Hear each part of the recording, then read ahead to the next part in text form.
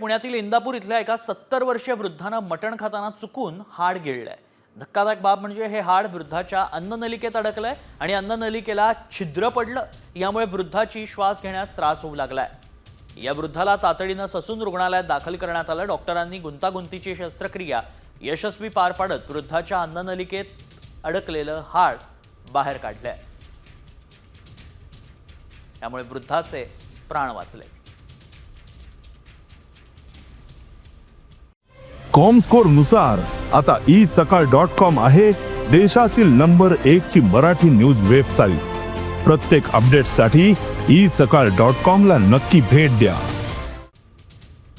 अन्नपदार्थ खाताना किंवा जेवण करताना आत्ताच्या सध्याच्या पिढीमध्ये मोबाईलवरती बघणे किंवा टीव्ही बघत जेवण करणे किंवा इन जनरल गप्पा मारताना आपण विचलित होऊन जेवण करतो। अशा वेळेस अचानक असे जे अन्नाचे कडक भाग आहेत, जसं मटणाचं हाड म्हणा किंवा काही कडक पदार्थ असतात, ते अचानक जाऊन घशामध्ये किंवा अन्ननलिकेमध्ये अडकू शकतात। तर जेवण करताना विचलित न होता जेवणं एकाग्रतेने हे महत्त्वाचं।